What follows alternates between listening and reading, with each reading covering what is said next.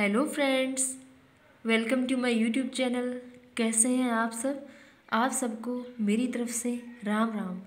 Friends, आज हम शुरू करने जा रहे हैं व्यक्तित्व टॉपिक के अंतर्गत। हमने जो पढ़ा था वो व्यक्तित्व का अर्थ, विशेषताएं और व्यक्तित्व के प्रकार। तो फ्रेंड्स, उसके बाद हमने पढ़ा था व्यक्तित्व के मापन की विधियाँ। मुझे उम्मीद है कि आपने पहले की 3 क्लास देख ली होगी और आज हमारी पर्सनैलिटी टॉपिक की चौथी क्लास है। आज हम पढ़ेंगे GW आलपोर्ट व केटल का सिद्धांत। फ्रेंड्स, आप वीडियो को पूरा वॉच कीजिएगा। आप 2-3 मिनट वीडियो को देखकर छोड़ देंगे तो आपको कोई भी टॉपिक, पहले भी मैंने बताया, क्लियर समझ नहीं आएगा। और मेरा पूरा वादा है कि अगर आप वीडियो को पूरा वॉच करेंगे तो आपको डेफिनेटली टॉपिक के कंसेप्ट क्लियर होंगे और आपके एग्ज़ाम में मार्क्स भी इस टॉपिक से रिलेटेड नहीं कटेंगे। तो शुरू करते हैं GW आलपोर्ट व केटल का सिद्धांत। ये भी एक पर्सनैलिटी टॉपिक का ही पार्ट है। अलग अलग वैज्ञानिकों ने अलग अलग सिद्धांत दिए थे पर्सनैलिटी से रिलेटेड। तो एक सिद्धांत था विशेष्यक उपागम, जो दिया था GW आलपोर्ट व केटल ने। विशेष्यक उपागम किसने दिया था? GW आलपोर्ट व केटल ने। तो देखिए आगे, गार्डन आलपोर्ट के अनुसार व्यक्ति में अनेक विशेषक होते हैं जिनकी प्रकृति गत्यात्मक होती है। GW आलपोर्ट ने कहा था कि व्यक्ति में क्या होते हैं? अनेक विशेषक होते हैं जिनकी प्रकृति गत्यात्मक होती है। अब GW आलपोर्ट के अनुसार विशेषक कितने प्रकार के होते हैं? आपने शील गुण सुना होगा ना, वो शील गुण ही है ये। शील गुण कितने प्रकार के होते हैं? तो 3 प्रकार के विशेषक होते हैं। कौन कौन से?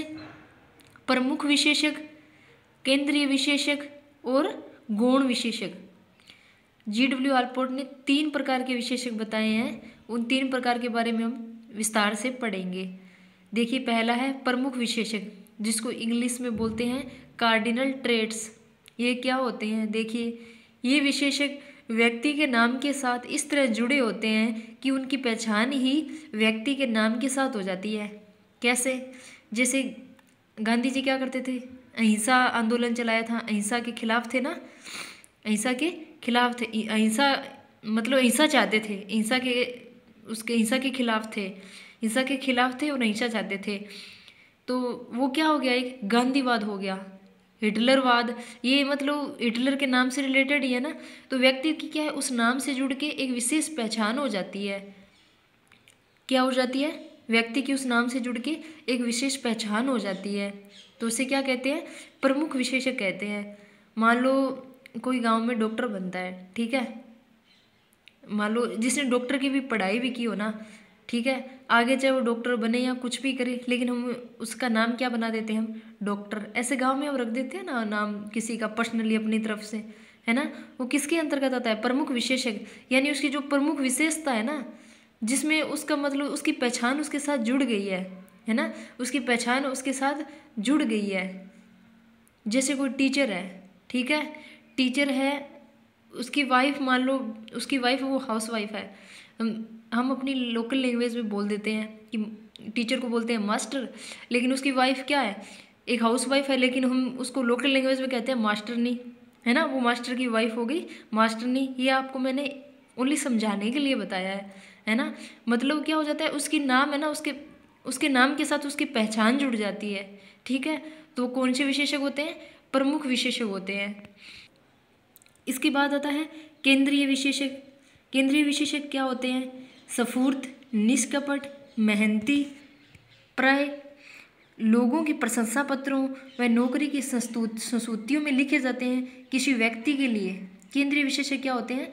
मतलब हम किसी को सर्टिफिकेट देते हैं ना, ऑनररी, मतलब ये क्या है, काम में मतलब क्या है, बहुत हार्ड वर्कर है, मेहनती है, ऐसे सर्टिफिकेट देते हैं। तो उसमें वो क्या लिखे होते हैं? प्रमाण पत्रों में उनके वो टैग लगे होते हैं। उनको क्या कहते हैं? केंद्रीय विशेषक, ठीक है। आपको समझ आ गया होगा। आप अपने स्कूल में कभी आपको अवार्ड मिला होगा, जो इनाम मिलते थे उन पे भी लिखा होता है ना, जो प्रशंसा के लिए जो शब्द लिखे होते हैं वो क्या होते हैं? केंद्रीय विशेषक। आगे देखिए, गुण विशेषक क्या होते हैं? गुण विशेषक सेकेंडरी ट्रेट्स, यानी एक भी एक सील गुण होता है, व्यक्ति की सबसे कम सामान्यकृत विशेषताओं के रूप में देखे जाते हैं। यानी कि व्यक्ति की मतलब जो सबसे कम सामान्य विशेषताएं होती है ना व्यक्ति के व्यवहार की, वो किस में आती है? गौण विशेषक में आती है। जैसे मुझे आम पसंद है, मुझे सहजातीय विशेष वस्त्र पहनना पसंद है, ये क्या एक कॉमन सी बात है, तो ये किस में आ जाएगी? गौण विशेषक में। इसके बाद आता है केटल का व्यक्तिकारक सिद्धांत। क्या आता है? केटल का व्यक्तिकारक सिद्धांत। रेमंड केटल का यह विश्वास था कि एक सामान्य संरचना होती है। क्या होती है? एक सामान्य संरचना होती है जिसे लेकर व्यक्ति एक दूसरे से भिन्न होते हैं। तो रेमंड केटल ने क्या दिया था? व्यक्तित्व कारक दिया था एक। उसमें उनका विश्वास क्या था? उनका मानना था कि एक सामान्य संरचना होती है व्यक्ति में, जिसके कारण वो क्या होते हैं? एक दूसरे से अलग होते हैं। आगे देखिए, सामान्य संरचनाओं का पता लगाने के लिए कारक विश्लेषण नामक सांख्यिकी तकनीक का उपयोग किया। मतलब इन्होंने कारक विश्लेषण नामक एक तकनीक अपनाई थी, जिसे इंग्लिश में बोलते हैं फैक्टर एनालिटिक। इनके आधार पर इन्होंने 16 प्राथमिक अथवा मूल विशेषकों की जानकारी प्राप्त की थी, जिन्हें हम क्या बोलते हैं? 16 PF यानी पर्सनैलिटी फैक्टर बोलते हैं। यानी 16 PF पर्सनैलिटी फैक्टर किसने दिए थे? रेमंड केटल ने। ये आप क्वेश्चन आता है एग्जाम में, याद कर लीजिएगा। प्रश्न ऐसे बन सकता है कि कारक विश्लेषण किसने दिया था, या 16 पर्सनैलिटी फैक्टर वो किसने दिए थे? तो रेमंड केटल ने।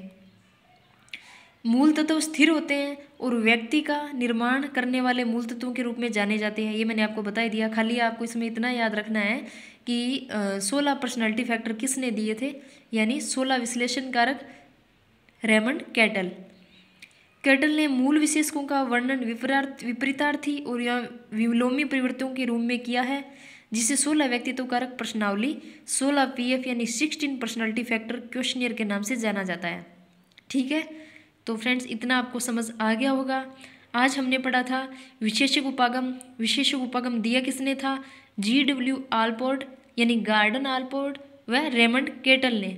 और ये सिद्धांत बहुत ही महत्वपूर्ण सिद्धांत है, और ये पर्सनैलिटी टॉपिक के अंतर्गत ही आता है। ये आपको कन्फ्यूजन करेगा कि ये कौन सा सिद्धांत है। ये एक पर्सनैलिटी टॉपिक का ही पार्ट है फ्रेंड्स, आप इसमें कन्फ्यूज मत रहिएगा और इसको आप हल्के में मत लीजिएगा, क्योंकि इसमें से क्वेश्चन पूछा भी जाता है और पूछा जा सकता है। तो आपको अपना टॉपिक पूरा कवर करके रखना है। आपको ये मैं कुछ भी नहीं बोलती कि यही सबसे इम्पोर्टेंट है, आपका पूरा पर्सनैलिटी टॉपिक ही इम्पोर्टेंट है। उसमें से आपको कुछ भी नहीं छोड़ना है कि ये आ सकता है वो नहीं आ सकता। आपको पूरा कंसेप्ट क्लियर करना है पर्सनैलिटी टॉपिक का। इसमें जितना कुछ मैटर है वो आपको सब पढ़ना है, सब, कुछ भी नहीं छोड़ना है इसमें। फ्रेंड्स, आपको मेरी क्लास कैसी लगी मुझे कमेंट सेक्शन में बताइएगा, और वीडियो को लाइक और सब्सक्राइब आप बिना कहे कर भी देते हैं, और इसको आगे शेयर भी कीजिएगा ताकि ज़्यादा से ज़्यादा लोगों को एग्ज़ाम तक पहुंच सके और उनको मेरी क्लासेस काफ़ी यूज़फुल हो सके उनके लिए। तो फ्रेंड्स, आप सबका धन्यवाद और आप सबको मेरी तरफ से राम राम।